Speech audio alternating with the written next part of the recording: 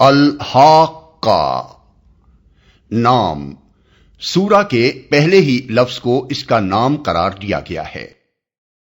زمانہ نزول یہ بھی مکہ معظمہ کے ابتدائی دور کی نازل شدہ سورتوں میں سے ہے، اور اس کے مضامین سے معلوم ہوتا ہے کہ یہ اس زمانے میں نازل ہوئی تھی جب رسول اللہ صلی اللہ علیہ وسلم کی مخالفت تو شروع ہو چکی تھی، مگر اس نے ابھی زیادہ شدت نہ اختیار کی تھی۔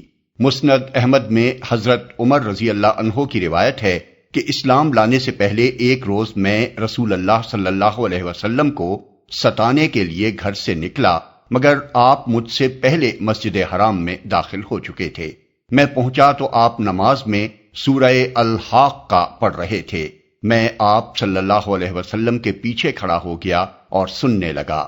قرآن کی شان کلام پر میں حیران ہو رہا تھا کہ میرے دل میں یکا یک خیال آیا کہ یہ شخص ضرور شاعر ہے، جیسا کہ قریش کہتے ہیں۔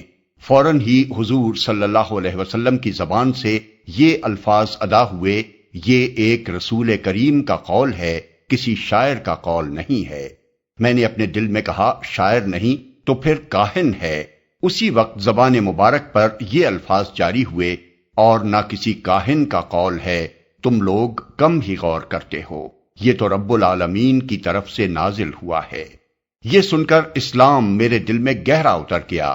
حضرت عمر رضی اللہ عنہ کی اس روایت سے معلوم ہوتا ہے کہ یہ سورت ان کے قبول اسلام سے بہت پہلے نازل ہو چکی تھی، کیونکہ اس واقعے کے بعد بھی ایک مدت تک وہ ایمان نہیں لائے تھے، اور وقتاً فوقتاً متعدد واقعات ان کو اسلام سے متاثر کرتے رہے تھے، یہاں تک کہ اپنی بہن کے گھر میں ان کے دل پر وہ آخری ضرب لگی جس نے ان کو ایمان کی منزل پر پہنچا دیا۔ تفصیلات کے لیے ملاحظہ ہو تفہیم القرآن جلد سوم، دیباچہ سورہ مریم، جلد پنجم، دیباچہ سورہ واقعہ۔ موضوع اور مضمون اس کا پہلا رکوع آخرت کے بیان میں ہے، اور دوسرا رکوع قرآن کے منزل من اللہ اور محمد صلی اللہ علیہ وسلم کے رسول برحق ہونے کے بارے میں۔ پہلے رکوع کا آغاز اس بات سے ہوا ہے کہ قیامت کا آنا اور آخرت کا برپا ہونا ایک ایسی حقیقت ہے جو ضرور پیش آ کر رہنی ہے۔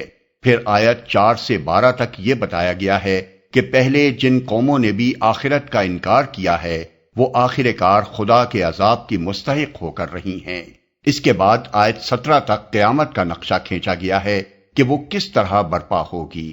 پھر آیت 18 سے 37 تک وہ اصل مقصد بیان کیا گیا ہے جس کے لیے اللہ تعالیٰ نے دنیا کی موجودہ زندگی کے بعد نوع انسانی کے لیے ایک دوسری زندگی مقدر فرمائی ہے۔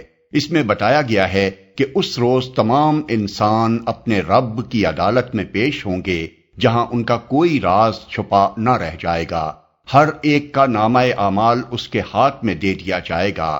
جن لوگوں نے دنیا میں یہ سمجھتے ہوئے زندگی بسر کی تھی کہ ایک دن انہیں اپنے رب کو اپنا حساب دینا ہے، اور جنہوں نے دنیا کی زندگی میں نیک عمل کر کے اپنی آخرت کی بھلائی کے لیے پیشگی سامان کر لیا تھا، وہ اپنا حساب پاک دیکھ کر خوش ہو جائیں گے، اور انہیں جنت کا ابدی عیش نصیب ہوگا۔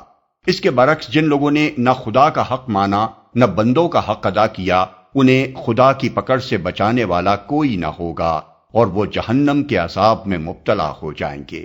دوسرے رکوع میں کفار مکہ کو خطاب کرتے ہوئے فرمایا گیا ہے کہ تم اس قرآن کو ایک شاعر اور کاہن کا کلام کہتے ہو، حالانکہ یہ اللہ کا نازل کردہ کلام ہے جو ایک رسول کریم کی زبان سے ادا ہو رہا ہے۔ رسول اس کلام میں اپنی طرف سے ایک لفظ گھٹانے یا بڑھانے کا اختیار نہیں رکھتا۔